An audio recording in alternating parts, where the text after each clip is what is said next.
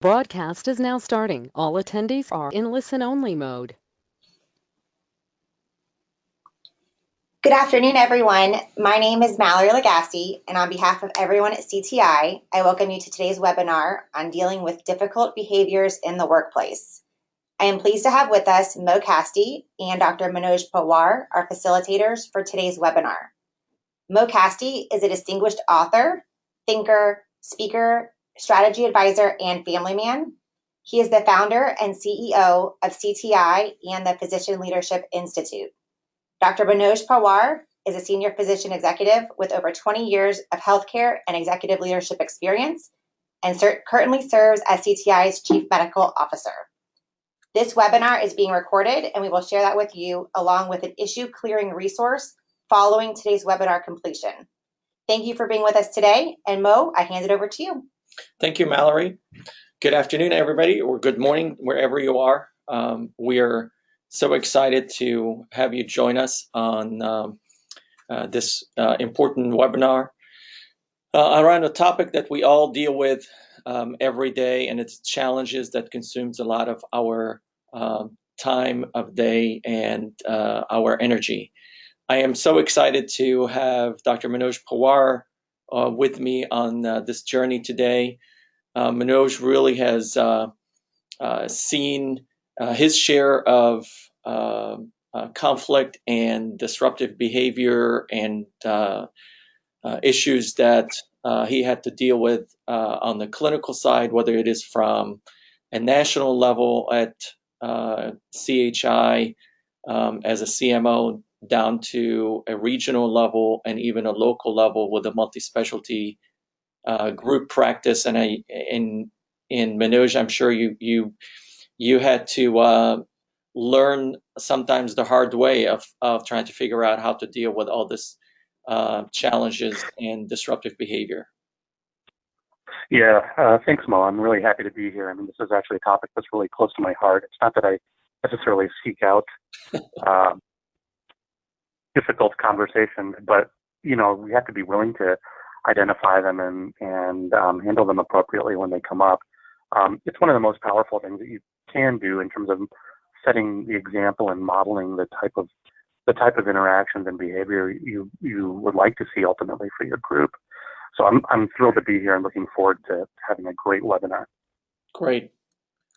Awesome. So our goal today is really three things: is to recognize disruptive behavior and drama in the workplace, recognize how our planning and understanding our style impact outcome, and then finally talk about a tool called issue clearance that we could use to address the behavior and the concern or any situation we might find ourselves in a drama-free manner.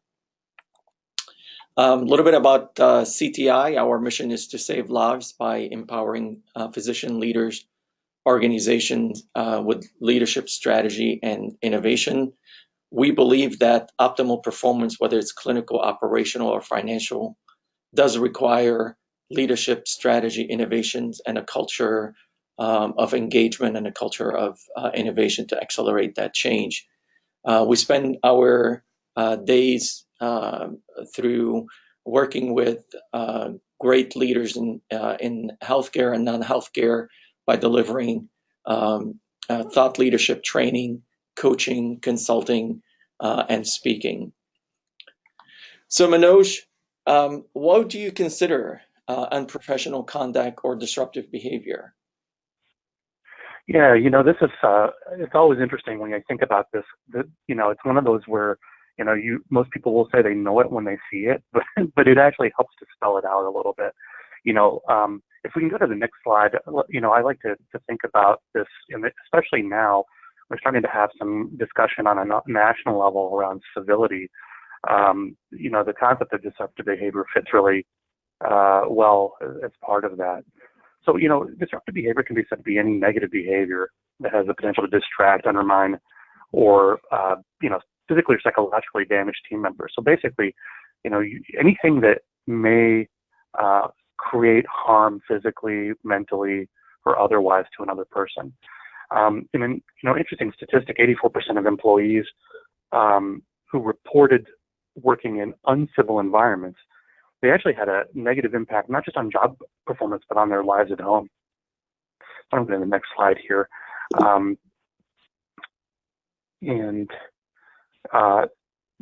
One of the things about it's actually sad for me, given what we do at CTI, and given our mission to transform healthcare, so that we can actually provide happier employees, physicians, staff, and better outcomes for our patients.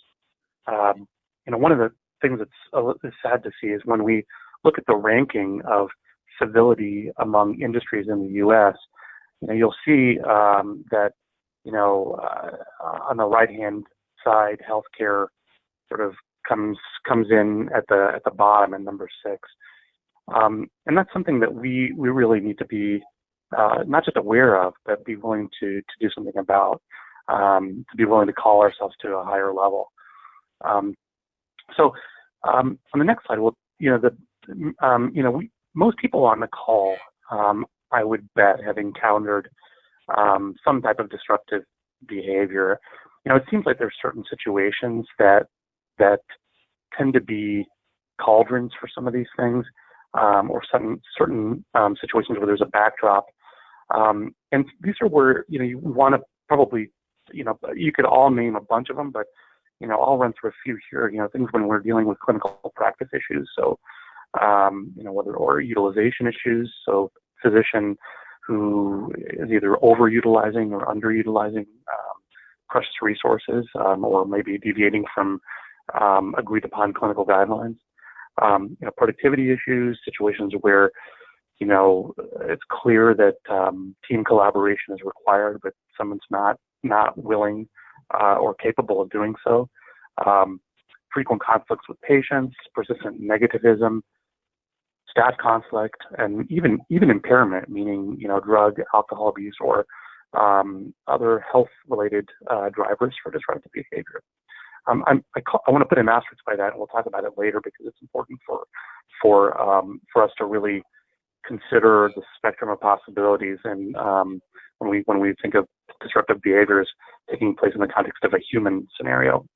The AMA has taken this very seriously. This actually goes back to 2009. I'm not going to read the actual definition here, but we'll call out a few things that it can be anything from the most overt and clear-cut, physical, sexual harassment, but it can also be threats. It can be throwing things. So how many times have we seen a physician or other staff members be willing to throw an instrument in the operating room? There's things that can be belittling, condescending, sometimes actually not responding. When a staff member is asking for help, can also be an example of behavior that we really are concerned about, because it can actually impact quality of care and patient safety. Great. So Manoj, why should we worry about this and pay attention to it? Well, there's a couple reasons. We mentioned, from my perspective, there's what I just mentioned around impacts to patient safety is very real. We have clear evidence that when people have an environment where they don't feel safe to speak up, they can be less willing to point out potential errors in care or safety issues. But the other thing, from a leadership perspective, and I'm assuming most people on this webinar today are in some type of a leadership role, we can spend a lot of time, on emotional drama and waste. So when we don't address these sorts of things, either timely or in the right way, they have a way of festering, and they come up again and again and again. They really spend time distracting us from the things that we need to be doing. I can tell you, I had a scenario as a chief medical officer for a system in a lot of turmoil early in my career, and there was a lot of strategic stuff that needed to happen, a lot of things related to clinical turnaround, quality turnaround, and financial turnaround. The frustrating thing was, for me, the degree to which dealing with previously undiscussable disruptive behavior took me away from a lot of those things and ultimately made me less effective as an executive until we were able to deal with it. Mm-hmm. So those are some things that really, I think people want to consider why it's important. It will affect organizational performance, and it'll affect your success as a leader. Yeah. And the cost of time and effort of having to deal with that, and the stress that puts on all of us of dealing with it. Oh yeah, I mean, what people don't always realize is when a leader is not effectively addressing this, there's the halo effect in terms of other staff and other people that are not able to perform at their top or at their best. This is a great stat, not a great stat, it's a shocking stat. The cost of workplace conflict is estimated to be $359 billion, something around 2.8 hours per week, estimated, approximately $18 an hour. We talk about this concept of the hidden factory. It's basically, because of these types of behaviors, people have workarounds. They do things around, they have another way of getting things done. So this is a funny slide, and we talk a lot about this, being in the transformation business, that in healthcare there's a lot of we're dealing with fewer resources, and one of the challenging things is that unfortunately, when there's less food, table manners tend to deteriorate, and especially when there's misalignment. Yeah, and we have a lot of that right now happening as healthcare is being disrupted and other industries are being disrupted. That aspects of people really trying to protect and really advocate for their position. So we're seeing a lot of that, those issues. You can even take it to the political sides of how everybody advocate their own positions and become more unproductive than productive. Yeah, this cartoon reminds me of a discussion, one particular discussion related to on-call payments that we had a number of years ago. So it's funny now, but it was not at the time. I bet. Well, let's kind of shift into how do we really deal with it, and why is it so difficult to deal with disruptive and unprofessional behavior? And we get this knot in our stomach when every time we may encounter a situations or a specific behavior, and sometimes we find that the stakes are too high and we may elect not to deal with it, or not knowing what are the legal implications if I do work and address it or not address it, and what are there some HR issues and regulations, or even the toll of stress and emotional impact that are a result of that. And then, or sometimes the results are more important if somebody is really the biggest revenue generator, and we may find ourselves looking away from the issue, or we just simply are uncomfortable and unprepared. I wonder, for the people that are on the call, if we can get your input on why is it so difficult to deal with disruptive and unprofessional behavior. So please select one of the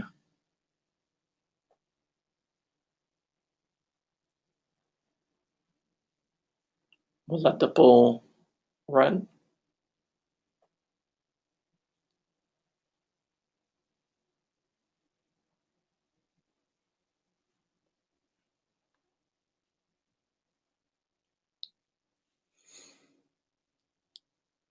All right, let's see what the result is. Wow. So 55% think it's too much drama, stress, and emotions that are attached. And then being uncomfortable and prepared to deal with it is what makes this high stress and high emotion um, situations. This is great because this is how we aligned this conversation, is really to go directly to this aspects of how do we really see the drama, deal with the drama, and then how do we get to be better prepared and a little bit more comfortable dealing with the difficult situations and behavior. This is one of the aspects of dealing with, or sometimes not dealing with, disruptive behavior, is this aspects of true, he can be annoying, but let's keep in mind that he's our only source of income. Mo, can I ask you a question? Yeah. You know, we see people that actually, some people that seem to be a lot more adept at having the difficult conversation or dealing with unprofessional behavior. And I saw on, our own, people's own personal discomfort comes up on that. Does that ever go away? I mean, or is anybody truly sort of not uncomfortable as they go into these conversations? Well, it is a practice like anything else, and it is how our brain acts, of the stories that we would have told ourselves about um, how we learn to deal with the situations, and then based on whatever outcome, um, and typically if we were not trained to deal with those situations, or we're not comfortable dealing with it, and then we deal with it and the outcome goes bad, then our brain gets to be trained to really try to want to avoid it and protect ourselves. But I think the more we practice and the more we engage and the more we get coaching and more we can have people really help us, the better that we can become and become more effective. It is, at the end of the day, it's a practice, um, to be really getting continue working on that. It's not easy, and our default style really gets into the way also. I think what's interesting in what you're saying is that there's a big part of it that actually comes back to asking us to look at ourselves as we enter these conversations. It's so much of it is focused on the actor or the person doing the disruptive behavior, but there's a lot of it that involves as well looking at our own, what are our default styles? How do we manage ourselves in those situations? Absolutely, and I think that's the key element for us to make the situation much easier. It's going to be starting with ourselves first before we really get into the conversation. So let's look at how do we really get ready for situations to have this courageous conversation, especially when there has been a disruptive behavior that's been observed or reported, and you were asked to really get into the middle of it and resolve it. And so we're organized the conversation around, there's the planning of the conversation, there's the having of the conversation, and then there's what happened after the conversation. And then from a planning perspective is exactly what you were referring to, Manoj, is that we really have to step away from it for a second and really understand the fundamental of what's going to happen in that conversation. And I love this quote that says that Sun Tzu said that everything comes down to fundamentals, and fundamentals are five things, like the notes, music notes are five, the colors are five, the flavors are five. Well, what we could do with them is infinite. So, from a conversation and dealing with situations, there's always fundamentals. And those fundamentals are, there's ourselves, there's the other person, there's the relationship that we have with each other, the context of why we're having the situation and the conversation, and then what's the situation at hand that we're dealing with, or the disruptive behavior that we're dealing with. And so that's the aspects of, if we step away and kind of go on a macro level and be able to kind of look from the top down, or where the fly on the wall, really these are the things that we have to account for and really be ready for, almost a checklist of saying, where am I in this type of conversation? And so you kind of look at it from myself versus the other. And like you were saying, Manoj, is before I go and talk about, well, what's their story, let me also check myself first and say, what am I advocating, and what's the narrative and the story that I'm bringing into the discussion, versus what the conversations and what's the story that they bring into the situation. And then also, where's my style that impacts this conversation? Am I more of an avoider and pleaser that is not comfortable dealing with this? Or am I more of a in your face, I don't care about the relationship, I just want to get this, this handled and taken care of? Or where do I is my default style in that? And then what am I assuming? And then let me check myself first. And there's a story narrative and telling myself, and also what is it that I'm not seeing? And so stories and narrative guide behavior, and what we see is behavior, but there's a story that we have told ourselves, and it's in our brain. And so we see various personas. This is not just strictly in healthcare, but also in non-healthcare. As we see these 8 personas of behavior, and we tend to kind of talk about them from a drama perspective. Jim Warner had a great book called The Drama-Free Office, and so we adopted some of that from him. So we see 8 personas. There's the perfectionist, the controller, the blamer, the cynic, the complainer, the victim, the optimist, the fixer, healer, that they have to always fix things, the socialist, and the caregiver, the pleaser, or the martyr, that's always trying to make sure that they throw themselves at this to fix it. And I'm sure we all have dealt, felt, seen, or even played some of that drama. We're not going to be able to cover all of those drama, but at least for this webinar, we get into 4 or 5 of those drama persona, and then we'll talk about example situations where those scenarios that we had to deal with these personas. But on the perfectionist side, what we see is, or we hear, people talking about, nothing is good enough. No one can do it as good as I can. They've been unreasonable. They sometimes might be micromanaging, or a lot of overcritical. But from a different perspective, they're also trying to advocate for, they want to have things done perfectly because they're more of a perfectionist. The other persona is really the blamer, the controller. That's their behavior is very aggressive. They disagree openly with sometimes with anger. They're the one in the meeting typically will get into, well, let me be the devil's advocate, and then it it snowballs from there. They're demanding. Sometimes they ignore the authority, and they try to dominate the conversations. If we look at it again from a different perspective, they're advocating to be in control, having things done their way. The cynic or know-it-all is they're very pessimistic. They don't believe things will happen or improve. They're sometimes passive aggressive. They derail the discussions with negative comment. Yeah, we tried this before. It won't work.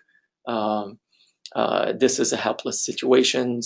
I know, and others don't know. I've been there. I am experienced. I know the stuff will not happen or will not work. To kind of look at it from a different perspective, they really are trying to advocate or trying to have us acknowledge the value of their knowledge of the situations, or maybe sometimes the history. The caregiver pleaser, they want to make everyone happy. They were the one who will throw themselves and say, "Oh, I'll take care of it. I'll fix it." They walk around being overwhelmed because they overcommitted to a lot of situations. They cover for others and do not hold other accountable. They just want to make sure that there's peace. Their advocating is to have everyone get along, and so they want minimal conflict. And then finally, the victim, the complainer, is everyone else fault. It's never their fault. Um, they feel that the others, they're trying to get them. They have a lack of ownership. They feel underappreciated. They seems to be complaining all the time, or they'll give you the 100 reason why something can't be done or won't work. But they're advocating to be accepted and seen as a valuable member, or being valuable to the situations. So Manoj, I am confident you have seen them all, and you worked and addressed many of those scenarios and personas. So I know you have a very specific scenario in your mind that you'd like to share, and how did it go with addressing Dr. V? Yeah, thanks, Mo. I mean, and I'm sure that as people are listening to these sort of scenarios, as I read through the descriptions, I always wonder, boy, there's an opportunity to. There are certain things that pop up again and again. So, just as a quick side note here before I talk about the case, this has been so this is actually drawing on some stuff from personal experience, but it's been altered so that we protect the names of the innocent. It's actually drawn from a number of specific instances that we've sort of melded together. But I want to talk a little bit about the case here, sort of the scenario, and some of this may sound familiar. So we'll call him Dr. V. So Dr. V has problems getting work done timely, if at all, organizing information, following up with both patients and peers. He takes these failures out on others, showing little accountability. So it's, the stuff doesn't get done. Things happen that aren't necessarily ideal, and he gets mad at everyone else. Mostly he ends up leaving the office an hour or more later than everyone else, and typically blames staff and colleagues for his inefficiencies. Things such as radiology reports, lab reports, other diagnostics often go without review for many days. In fact, in one scenario, there was an abnormal mammogram result that was sitting on his desk for about a month before anybody did anything about it. When brought to his attention, he mentions that it's the poor service from the lab or the radiology department and lack of timely turnaround. And Dr. V is aware that under the new workflow agreed upon by all providers, so the providers at his clinic have regular meetings, the results are to be reviewed in the electronic health record. But he still insists on having everything printed and provided to him by staff. He gets angry when staff don't print these out for him to have on his desk, and his additional requirements that inefficiencies to himself and to staff, resulting in overtime.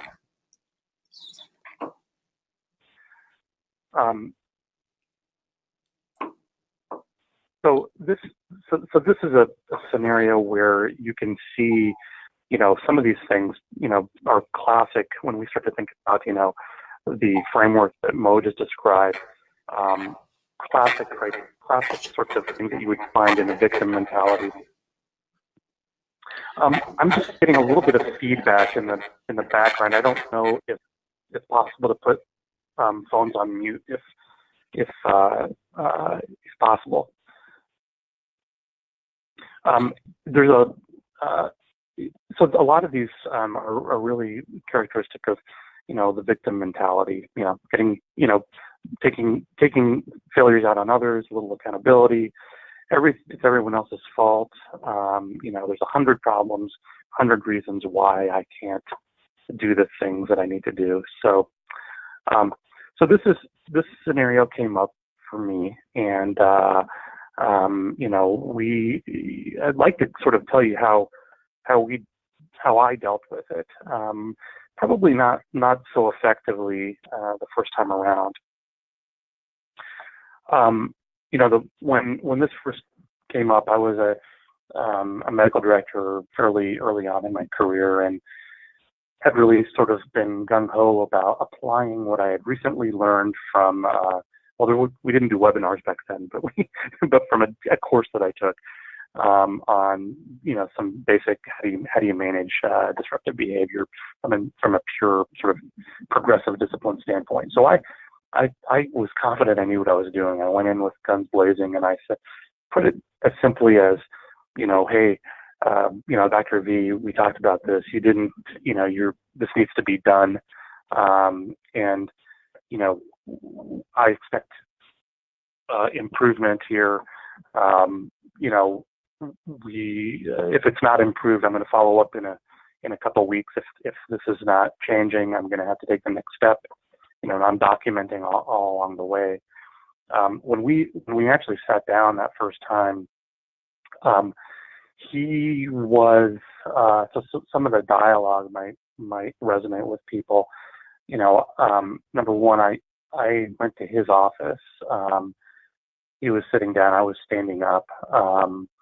You know, and I had said, I told him, you know, we have a big problem. You're you know, you're not getting things done in a timely fashion. And as I started to go, I wasn't actually able to finish my sentences. I mean, he started to interrupt me. He said, well, you know, there's no way you can get anything done timely here, especially when we don't get the radiology reports back rapidly. You know, the other thing he said is, you know, by the way, you know, we talked about the provider meeting and the things we agreed upon, but, you know, I also agreed with the staff that they would be printing these and giving them to me. And, you know, that doesn't happen. So how can I possibly get things done in a timely fashion if you know, I've had these conversations and the staff is not doing what I tell them to do. So you know, it was really hard for me to actually get my point across. My instinct at that time was to plow through and say, not really listen to where he's coming from, and to sort of get to the point where we said, you know, you can say what you want. This needs to change. End of story. And, you know, went back to my office, documented everything, and you know, I think sure enough, it maybe died down a little bit initially, but you know, probably 2 weeks later, it seemed like these types of behaviors were actually getting even worse. I mean, it seems that I had inadvertently exacerbated the condition. So I'm going to just take a pause here for a minute and just kind of say that, you know, when I think about how I approached it at that point in time, there are definitely some, you know, I had to I had to really think about, you know, what was it about me that I brought to the table that led to this particular outcome. The other thing I had to realize is, you know, there's a lot. It's easy to get people slotted into, you know, either bad or good. And in this case, Dr. Lee was actually an exceptional clinician. His patients really loved him. You know, yes, things didn't get done timely, but you know, when you take into consideration everything that he brought to the practice in terms of his his style with patients, bedside manner, how he helped the practice grow, how he mentored others. You know, there was a lot that he had brought to the table along the way that, you know, I really hadn't considered when I initially sat down to have that first conversation with him that didn't go so well. Well, we appreciate your sharing this experience, and let's revisit it um, just a little bit later.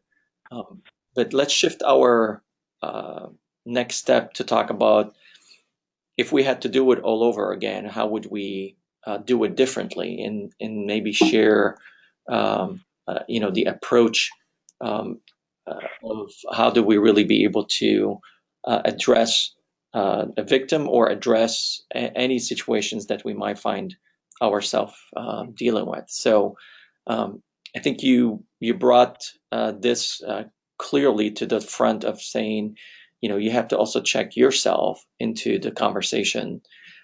And so there's this exercise we do that you see in this picture is really we call it the headband, where we put people in a circle, we put a label on everybody's head, and we let them play and deal with the scenario, but nobody knows what's on their head.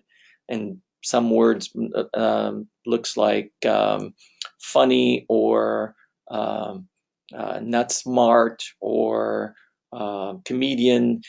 And once you go through the simulation, what you realize is that people end up playing whatever label is on their head just based on the signals that they got from others. And so part of really dealing with a disruptive behavior or a difficult situation is for us to first look in the mirror and say, well, what signals am I sending and what is my part into that situation? And ask ourselves some questions related to, am I being reasonable or unreasonable? Am I also being part of the drama? Am I blaming or complaining? Am I feeling sorry for myself? And the best way to feel good about it is to go take it on somebody else. Or do I feel defensive or self-righteous? Or is there a story and an assumption on my part? Or is it my conflict styles that's helping me or hindering me into dealing with that? So checking ourselves first and asking ourselves lots of questions in preparation for the conversation is critical. There's this book, Change Your Questions, Changes Your Life. A lot of really meaningful questions to ask ourselves in preparation for really engaging someone, including, well, what's the outcome that we want out of this? Having the conversation is one thing, and starting with that they're at fault and they need to correct, maybe that's not our demeanor or that will help us. Maybe there's part of me and what am I responsible for of dealing with that. The other aspects is that our brain actually also is wired to really jump to unproductive emotions and jump to conclusions. A recent HBR article was really about how our brain acts as a vacuum, and in absence of data, we fill it out with our own story. And so we may have not the whole story. We may start with filling it out with our own, or we may write someone as the villain so that we can feel the hero ourselves. So there's this concept of the ladder of inference, and it's really about how when in a response to an event, or we see somebody's behavior, or we get reported somebody's behavior, then we jumped into our response to that. But it's not a linear, but it really, there's a sequence of things that starts with, we walk around observing like a video camera, and then we tend to select certain part of that data to pay attention to based on belief that I have. Like, I believe that Minoja is chronically late, and so I start collecting data because that's my belief. And so even if they're late 1 minute to a call, then that is confirming my assumptions. And so I make those assumptions. I then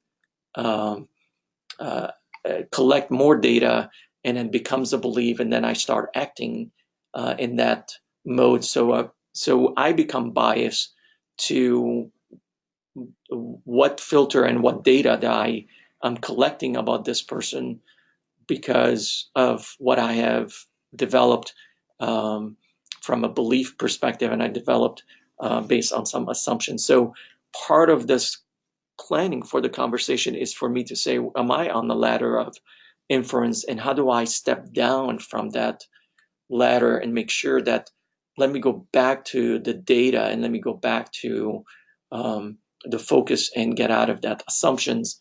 And there's antidote to if I found myself, I'm even in a drama, or am I dealing with a drama? So if there's a complainer, or am I being a complainer, my antidote is to take responsibility, really think about what's in my control, and be in an action mode versus a complainer. And that's the same conversation we can have with someone who's complaining, is to really move them into action. If they're a cynic, or if we're being a cynic, is how do I really shift and see it from somebody else's perspective? How do I really seek to be understood versus trying to convince someone to understand my position, and really being more curious? If I'm dealing with a controller, or I'm being a controller, how do I really engage and appreciate somebody else's situations, or how do I really delegate to others and empower others? And then if I'm a caretaker, then how do I really prioritize myself, or even set boundaries, so that I'm not trying to be the fixer of everything, and be willing to allow consequences if somebody else doesn't do their part of the situation. And so all of this is that we haven't even got into the conversation. And so I love this aspects of, we were always think about that it's a balancing act between, is it about the issue, or is it about the relationship? And it feels like I have to sometimes make a choice, but the powerful move for us is to go from an or to an and really uh, allow ourselves to be able to speak candidly and maintain a positive relationship. And that is possible. And actually, it would make the relationship even deeper by having a constructive conflict and really talking through issues. I know myself, this is not an easy position to be in. I would rather avoid the conversation than really get into it. But the more we can have it, the deeper the relationship is. We all have our styles, and I'm sure many of us have taken various assessment, like the Kilman assessment, but it really breaks it out into, some of us are more keen to um, compete and focus on the task versus a relationship, and we're more assertive um, than others. Some of us would rather just try to create peace and harmonize, and really make sure that relationship trumps the objectives or the task. Some of us are more avoiders and don't want to deal with it, and don't want to confront it. And some of us are rather trying to see if there's a win-win for both of us, and we can salvage the relationship and solve the issue. And then there's the happy medium, where we're willing to compromise and kind of go for the middle ground, where it's not 100%, but it's maybe 50-50. And at least we can make progress and work through that. So that's an aspect of checking ourselves into that. Um, and so what I would love to get a poll going is, what's your style? Um, and whether you tend to compete, avoid, harmonize, compromise, or collaborate.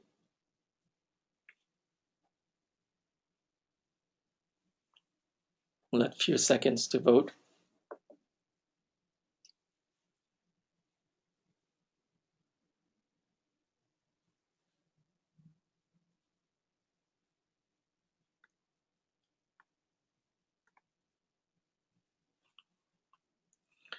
So we have a majority on this call that are more of a collaborative win-win situation. And second is harmonizing. And I'm curious, do you feel that, does this to your style help you, hinder you, or not sure?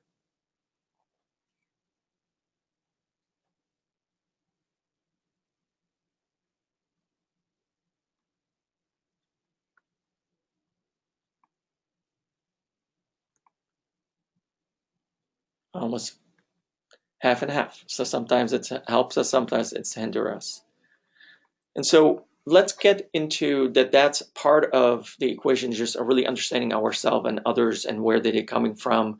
But then also there's an importance, like Manoj, you were saying, is you went to the doctor's office and you were standing up versus him sitting down. And that might have something to do with it, but also where we have the conversation and the timing of it, then making sure that we don't really catch them in an off situations, but also really making it more private than public. So someone taught me this aspect of that it to really engage in a conversation, you want to imagine that you have a plexiglass that it's really separating you, so that you really need to separate the persons from the issue, and really apply this tool that we will also email you as a gift after this webinar. There's really the issue of issue clearance, where you can apply it, whether it's broken promises or behavior or disappointment, or so there's an unmet expectations. And the way it works is that the person initiating, after checking ourselves and having done the planning, is to check first for willingness and availability. I have this issue that I would like to clear with you. Is this a good time for us to talk? And if not, when is a good time for us to talk? And then really state the purpose of why are we having the conversations.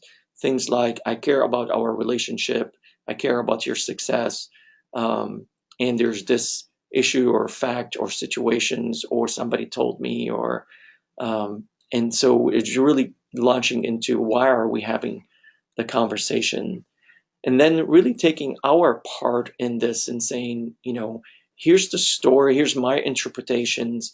And so before I go up my ladder of inference, I really want to check in with you and really make sure that it is the case or it's not the case, and what can we do about it.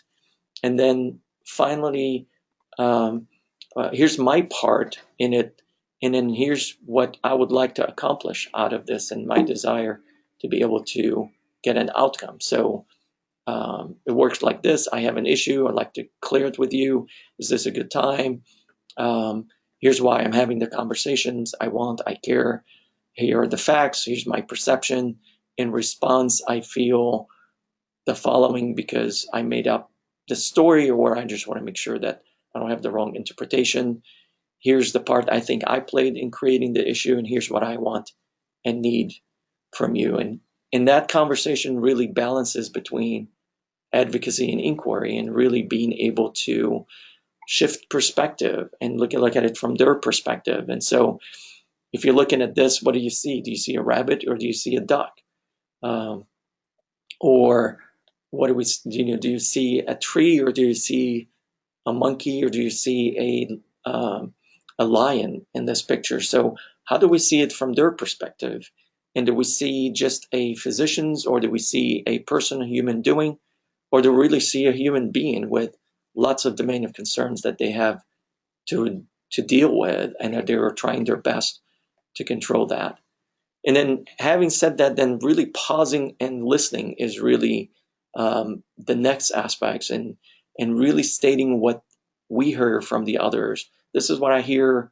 Do I have it right? And let me check and see if I hear you right from your perspective. And is there something else that we really need to talk about? And how do I really clear this issue and work through that?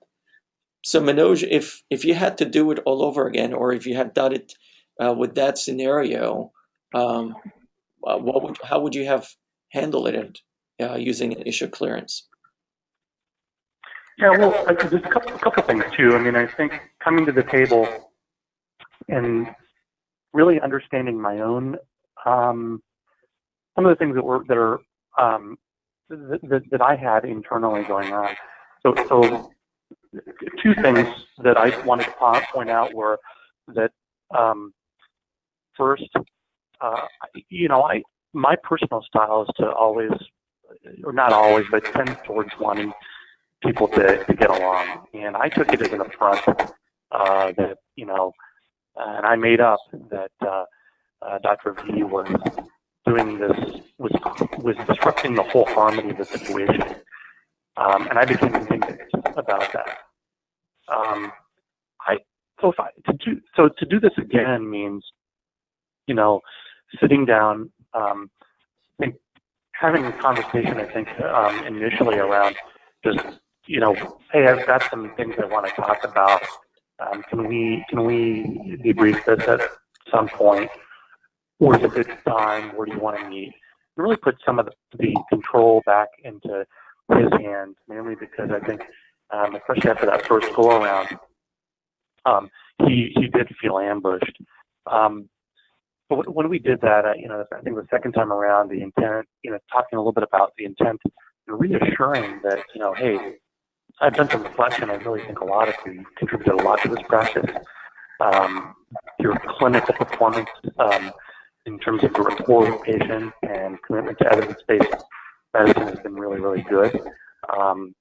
We learn a lot from you, and really sort of saying this is something I value about you, and taking it to the level of also saying, I really value you as a colleague and a human being.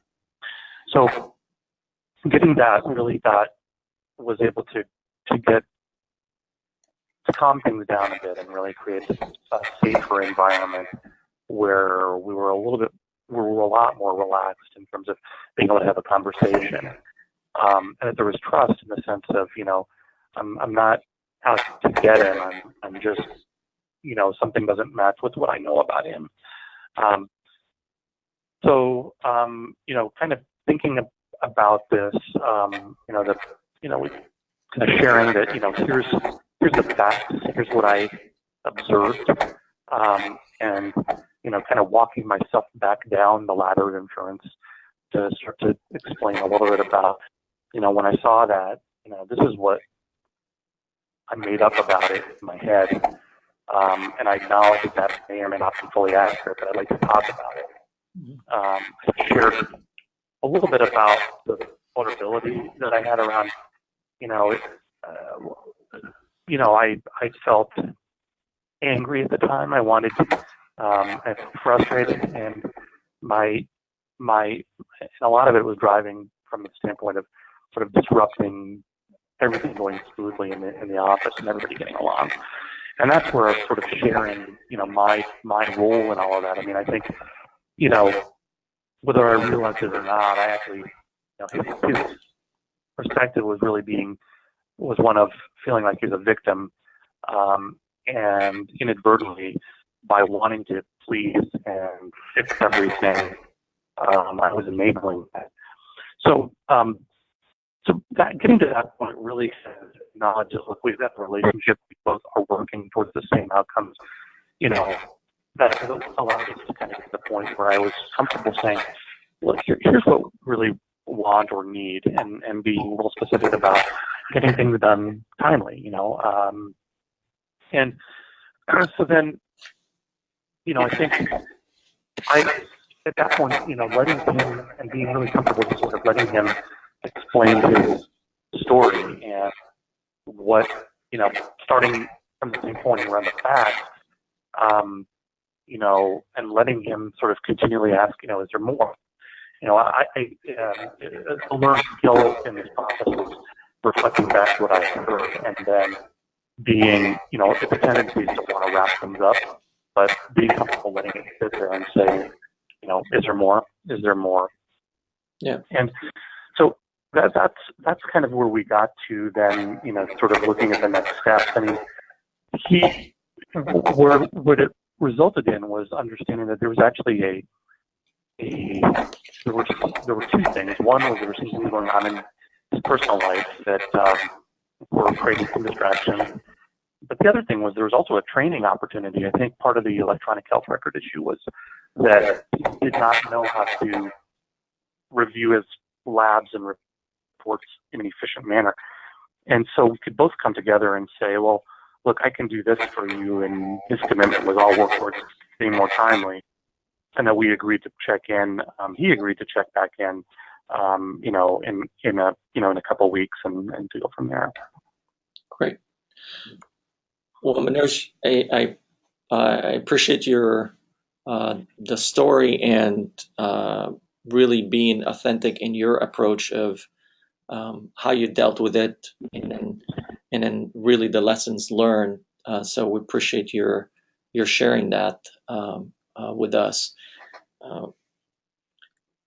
so there was a few minutes left, and there was one question from the audience that said, um, uh, what's your recommendation for leaders when dealing with a difficult situations or a doctor?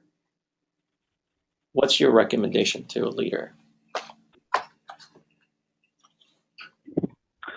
What's your recommendation to leaders for dealing with the difficult situation with the doctor? Yep. I think one of the things that's really, really important is that I think what can help a lot of people is remembering that doctors are people too, and we all have emotions and issues and things like that. I think that in terms of, as far as what we're talking about here is really sort of the early stages of trying to engage just in the way that we talked about. I think, being purposeful about planning a meeting, creating safe space, engaging in the issue clearing process is critical, because it also acknowledges that they do have a lot to bring to the table. I think I'm not sure if they were asking this perspective on it, but there are some specific things related to, like, let's say that this doesn't go well, or there's a situation where it's an egregious type of thing that it's not necessarily appropriate to process. Then there's a couple of avenues. One, that you can go down the route of the human resources sort of channels with progressive discipline and whatnot. So in this slide, we're talking a little bit about starting with checking in and providing informal collegial feedback, but then moving towards formal documented feedback, and then potentially a formal disciplinary plan. If it's a private position, then typically the MEC processes will have should have some mechanism for collegial interventions before going through formal type interventions through the MEC process. So I don't know I'm not sure if that answers the question adequately, but that's sort of, as I read it, those are the approaches that I would consider. Great. Well, here's a couple more to think about. We're calling them kind of call to action. Seeing people as a human being first, like you said, being curious and coming into situations with maybe there's more to the story, checking our story and our assumptions and our style and our own drama and how does it contribute to the situations. The listen in this whole ratio of 2-to-1, God gave us 2 ears and 1 mouth, so we have to listen at a ratio of 2-to-1. Co-creating together so we can identify solutions, focusing on win-win solutions, agreeing to solutions as a follow-up, setting up time for a follow-up, and then ending on a positive note. I think at the end of the day, us as leaders, the fundamental task of a leader is to prime good feelings in those who lead that occur when a leader creates a reservoir of positivity that frees the best in people. And its root, the primal job of a leadership is emotional. So how do we really leave someone to really feel that we were here to coach and help, and our intent is really to make them better or make the situations better versus, I got you, or, I was able to fix you, but really being able to be more of helping you be even better. So we hope through this webinar, we gave you a couple thoughts and tools around dealing with drama and difficult situation and disruptive behavior. And we hope that you can apply some of the tools and discussions that we talked about. As a gift, we are offering you my newest book, The Beyond Physician Engagement, where we talk about some of these issues, and you can reserve it online under ctileadership.com/resources/reserve a book, or email us. And then also there is a gift that introduces the issue clearance card that you can keep it handy so that you can hopefully use this tool in dealing with difficult situations. As an announcement, our next webinar is December 5th. We're excited to have Kim Faith join me on how to engage women in leadership. It's part of our engagement series, and I look forward that you can join us for that. Please register online at ctileadership.com. And Manoj and I contact are here, and we hope that we can hear from you, and appreciate your joining us for this webinar. Manoj, thanks for being part of this, and wish everybody a great remainder of the day. Thank you, Paul. Thanks, everybody. Thanks.